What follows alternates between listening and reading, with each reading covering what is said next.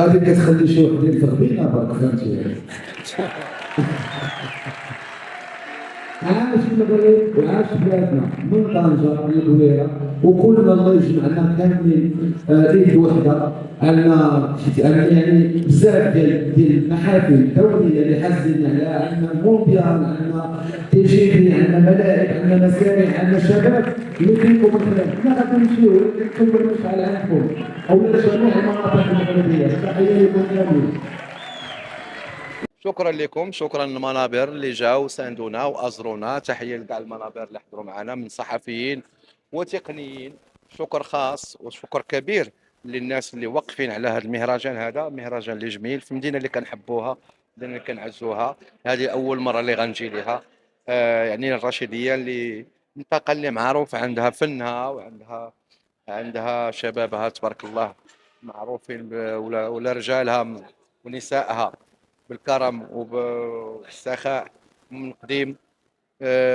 كاين كذلك الطاقات الكبيره اللي فيها، وخير دليل مؤخرا هذه واحد اليومين يعني الشباب ديال هذه المدينه الرشيديه اللي في كليه العلوم والتقنيات ربحوا الميداليه الذهبيه في الصين، يعني مع الطلاب اللي من دول اللي هي من كل اقطاب يعني ديال الكره الارضيه. فالمغرب بفضل اولاد ديالو والرجال ديالو والنساء ديالو فديما حاضر المحافل الدوليه. هذا قد يضر بعضهم وقد يجعلهم يعوون من شده الالم. وهذا مازال يعني عين البدايه، ومازال نشوفوا شبابنا من طنجة للقويرة في محافل رياضيه وعلميه وفنيه وثقافيه وانجازات اللي جايه الحمد لله. لا حنايا خصنا نبقاو ديما اللحمه ديالنا وحده ولواءنا واحد. اعمال هو العمل اللي جاي، واحد العمل سميتو قفطان خديجه، مسلسل اللي هو عنده قصه، يعني فيه قصص انسانيه واجتماعيه، ولكن الصبغه ديالو او ديكورو او لا اللي تيحيط بالاحداث هو القفطان المغربي الاصيل اللي حاسدين عليه بزاف راكم عارفين.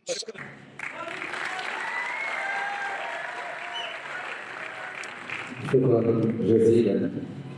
شكرا للناس اللي سهرانين على هذا المهرجان الجميل في هذه المنطقة العزيزة على قلوبنا، من شمال المغرب إلى جنوبه.